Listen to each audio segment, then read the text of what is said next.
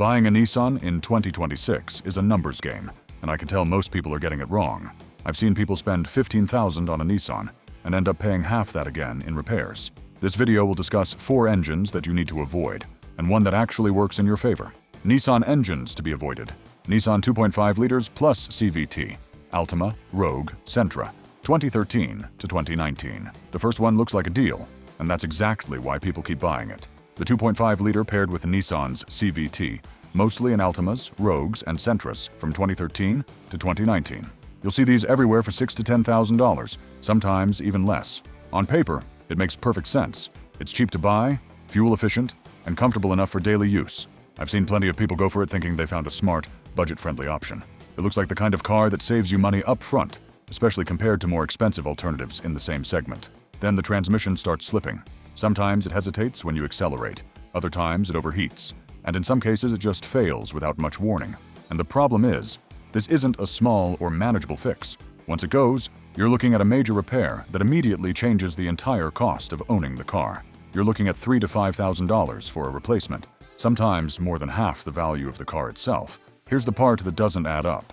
The engine isn't terrible, but the CVT turns the entire car into a risk. You're not actually saving money. You're just pushing the cost further down the road. What looks like a cheaper purchase up front turns into a delayed expense, where the real cost shows up later in the form of a major repair that you can't avoid. And when resale time comes, everyone already knows the problem. So demand is low. It looks like a budget-friendly option, but long-term, it's one of the most expensive Nissans you can buy. And it doesn't stop at full failure. Before that happens, you'll start noticing smaller issues that add up. Jerky acceleration, a noticeable delay when you press the pedal, and a constant feeling that the car isn't responding the way it should. It doesn't feel smooth or confident, more like something is slightly off every time you drive it.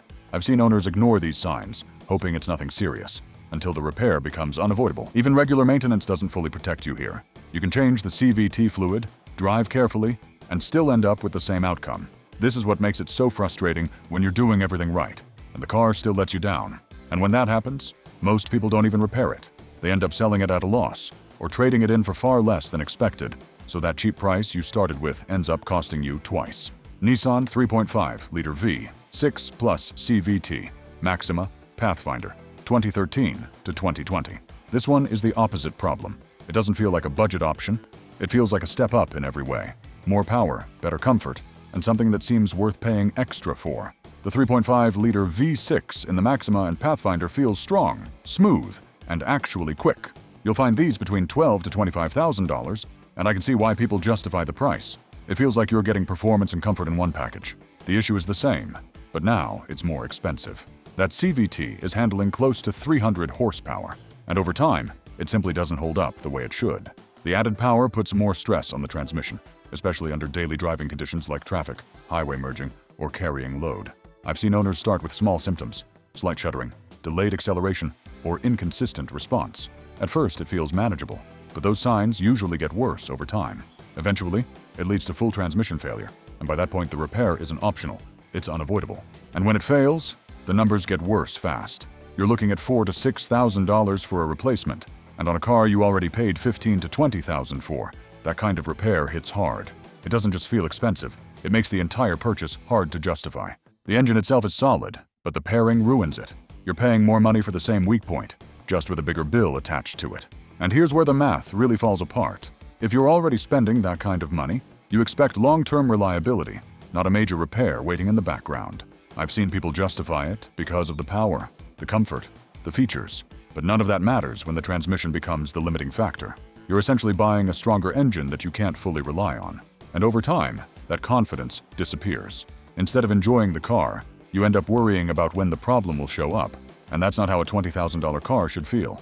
And from a technical standpoint, the CVT wasn't designed to consistently handle that level of torque over long periods. Heat buildup becomes a major issue, especially in stop-and-go traffic or underload, which accelerates wear internally. Even with proper maintenance, the design limitation is still there, and that's what makes this combination hard to trust long-term. Nissan 1.6 liter turbo, Juke Sentra SR Turbo, 2013 to 2019. This one is a different kind of mistake. It's not about the transmission this time, it's the engine itself. The 1.6 liter turbo in the Juke and Sentra SR Turbo is marketed as the fun option, smaller, quicker, and more exciting. Prices usually sit between $7,000 to $15,000, which makes it look like a sporty bargain. And at first, it really does feel that way. The turbo gives it a noticeable punch, and around the city it feels quick, responsive, and surprisingly lively for what it is. I've driven these, and for a moment, it makes sense why people buy them. Over the long term, this engine is under constant stress. It's a small, turbocharged setup that's being pushed harder than it should be just to deliver that extra performance, and that creates more heat, more internal pressure, and more strain on key components. The stress doesn't show immediately, but it builds up over time. As mileage increases, you start noticing signs like turbo wear, overheating, and oil consumption. At first, it might seem minor, maybe a slight drop in performance or higher oil usage, but these issues rarely stay small. This is because everything in this engine is working harder than it should. Once one component starts to wear, it often affects others. And instead of a simple fix, it can quickly turn into multiple repairs stacking on top of each other. A turbo replacement can run you $1,500 to $3,000.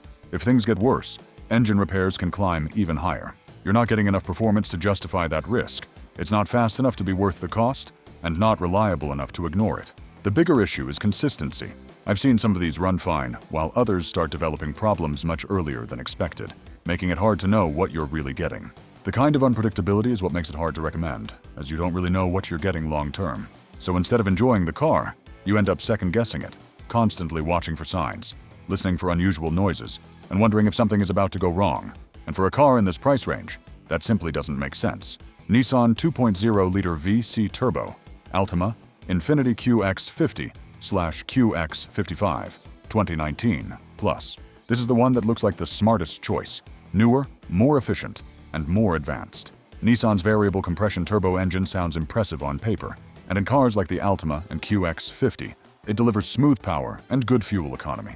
Prices sit anywhere from $20,000 to $40,000, so you're clearly paying for newer tech. This is where I start to get cautious. This engine is complex, not just slightly more advanced, but fundamentally different in how it operates, which introduces more moving parts, tighter tolerances, and a higher chance of things going wrong over time. Variable compression means more moving parts, tighter tolerances, and more systems that have to work perfectly together. And with that complexity comes uncertainty. I've seen early signs already, where repairs aren't cheap and diagnosing issues takes time. Smaller components can cost over $1,000, and major work can quickly climb past $4,000. The bigger issue is long-term proof. This engine hasn't been around long enough to show how it holds up at higher mileage. You're paying premium money for something that hasn't fully proven itself yet, and that's not a risk I'd take in 2026. And here's where the math really starts to fall apart. When something goes wrong on a newer, complex engine, you're not just paying for the part, you're paying for the diagnosis, the labor, and the uncertainty. I've seen cases where owners spend weeks chasing issues because even mechanics aren't fully familiar with the system yet, which means more time, more money, and a lot more frustration.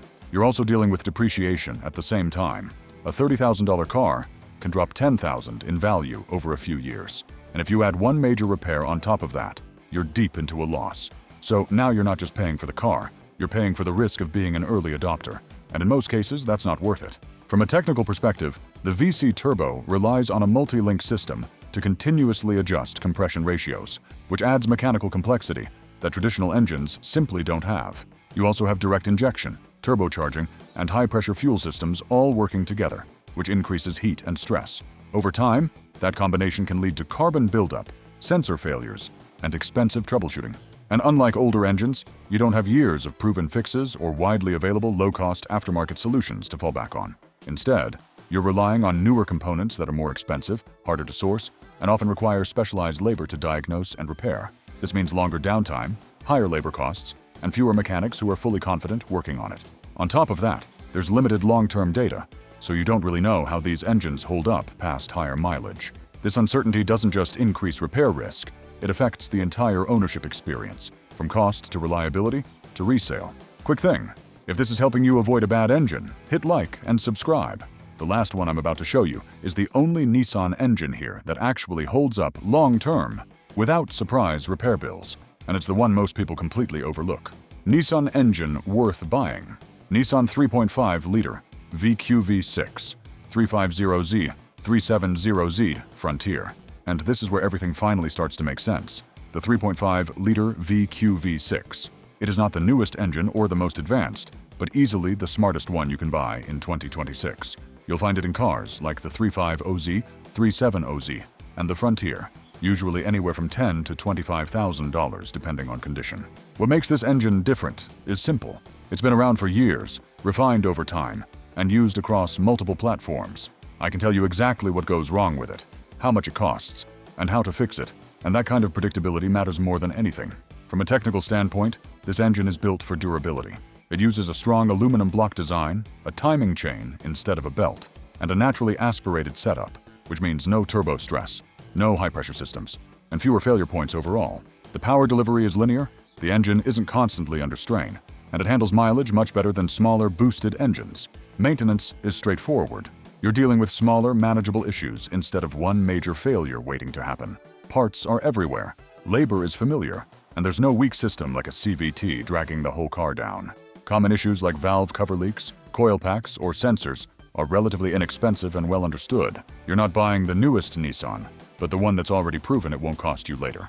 And that's the difference most buyers miss. They focus on features, screens, and model year, but none of that matters when the repair bill hits. I've seen people spend thousands fixing newer cars, while older VQ platforms just keep running with basic maintenance, including oil changes, coils, and sensors. And over 5 years, that difference really adds up. One path might cost you $2,000 to $3,000 in total maintenance, spread out over time, while the other can hit you with that same amount in a single unexpected repair. That's the difference between predictable ownership and costly surprises, and it's exactly why this engine still makes sense in 2026. And the best part is, you're not guessing with this engine. There's years of data, real ownership experience, and a clear understanding of what to expect. That removes the biggest risk most buyers face. You're not hoping it works out, you already know it will. So at the end of the day, it's not about the newest engine or the most features, it's about what won't cost you later. I've seen how expensive the wrong choice gets. Like and subscribe if you want more breakdowns like this.